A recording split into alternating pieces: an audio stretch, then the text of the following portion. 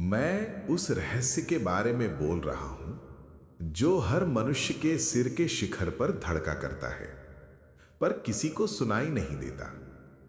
यह वह द्वार है जहां से तुम आते हो और जहां लौटकर तुम सब कुछ पीछे छोड़ देते हो। यह वह सूक्ष्मतम स्थान है जिसका कोई आकार नहीं, पर जिसके भीतर संपूर्ण अस्तित्व का विस्तार छिपा है, जिसे पुराने लोग ब्रह्मरंध्र कहते थे। पर नाम महत्वपूर्ण नहीं, उसका अनुभव ही सत्य है। जन्म के क्षण में जब पहली सांस भीतर उतरती है, उससे भी पहले एक ऊर्जा शरीर में प्रवेश करती है। वह प्रवेश कहां से होता है? शिरोभाग के उसी सूक्ष्म द्वार से। शिशु के सिर पर एक नरम धड़कता हुआ स्थान होता है, वही द्वार है। शरीर उसे जैविक घटना मानता है, पर चेतना उसे अपने आगमन का प्रथम द्वार जानती है। समय बीतता है, हड्डियां बनती हैं, शरीर कठोर होता है, पर वह सूक्ष्म द्वार बंद नहीं होता। वह केवल अदृश्य हो जाता है, जैसे किसी ने उसे मांस और हड्डियों के आवरणों में छिपा दिया हो। इसी द्वार से एक दिन ऊर्जा वापस जाती है। यह शरीर का अंत कहलाता है, पर यात्रा का अंत नहीं।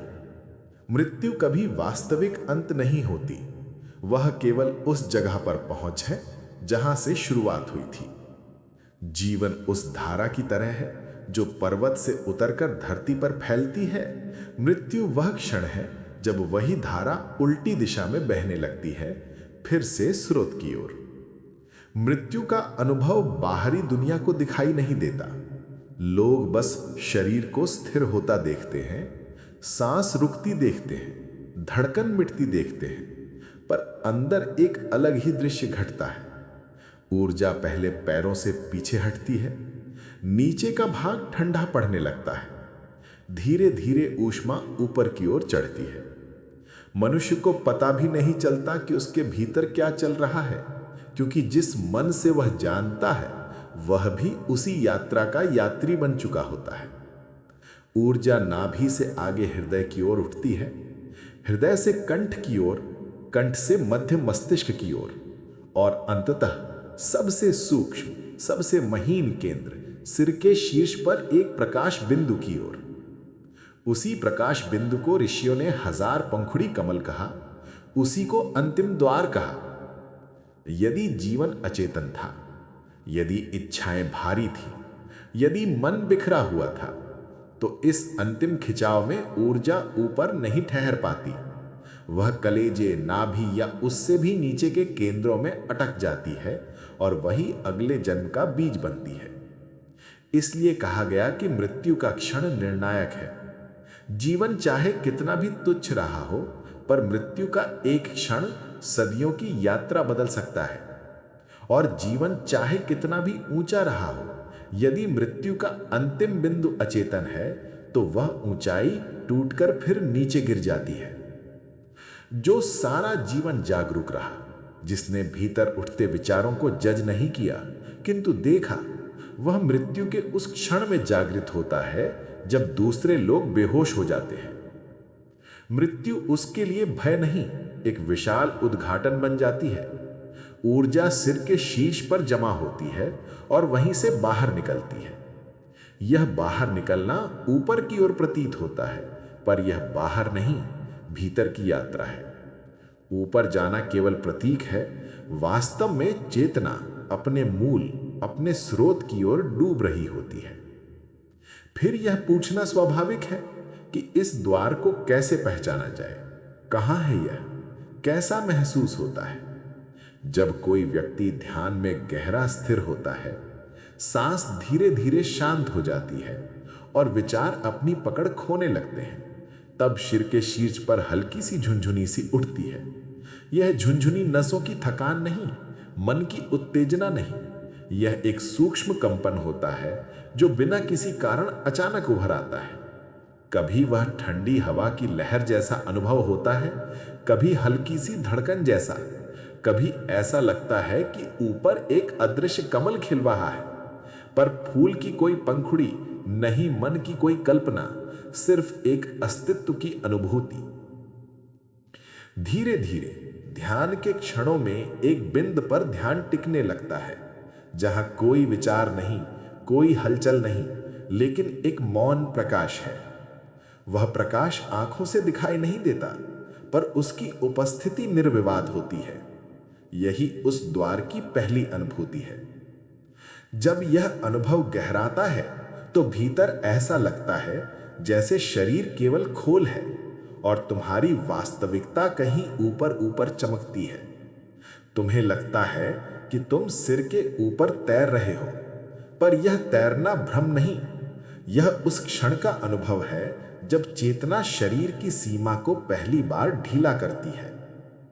मनुष्य को पता चलता है कि वह देह नहीं है, वह विचारों का जोड़ नहीं है, वह भावनाओं का बोझ नहीं है, बल्कि वह साक्षी है जो सबको आते जाते देखता है।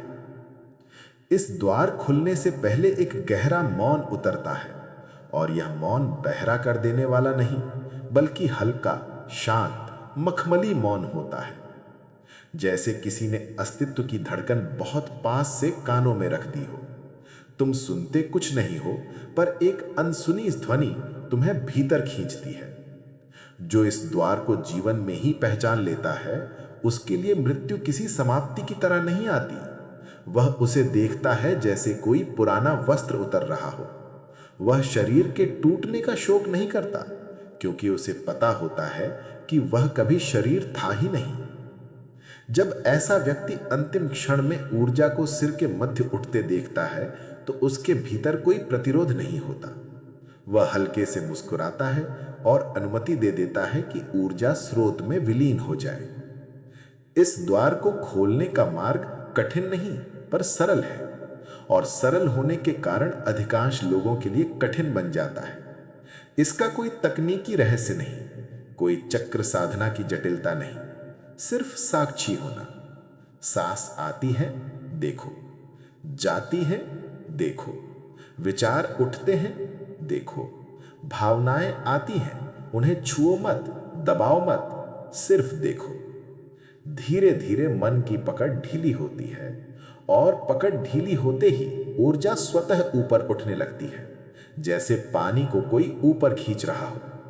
इस ऊर्जा प्रवाह में न तुम कुछ करते हो, न कर सकते हो, तुम केवल मार्ग बनते हो, और ऊर्जा स्वयं यात्रा करती है। अंततः वह क्षण आता है जब सारा ध्यान सिर के शिखर पर केंद्रित हो जाता है, बिना किसी प्रयास के। और जब वहां एक शुद्ध, निर्विचार प्रकाश स्थिर हो जाता है, तो तुम जानते हो यह वही द्वार है जहां से मृत्यु समाप्त और मुक्ति आरंभ होती है। मुक्ति किसी स्थान का नाम नहीं, यह वह समझ है कि तुम कभी बंधे ही नहीं थे। तुम जो हो, तुम्हारी वास्तविकता उस प्रकाश में है जो ऊपर नहीं, भीतर जन्मता है। वही प्रकाश तुम्हें मूल तक ले जाता है, और एक बार वह अनुभव हो जाए तो जीवन हो या मृत्यु, दोनों तुम्हें समान लगते हैं, दोनों एक ही यात्रा के दो सिरे की तरह। यही ब्रह्मरंध्र का रहस्य है। यही वह स्थान है जहां सब कुछ समाप्त और सब कुछ प्रारंभ होता है।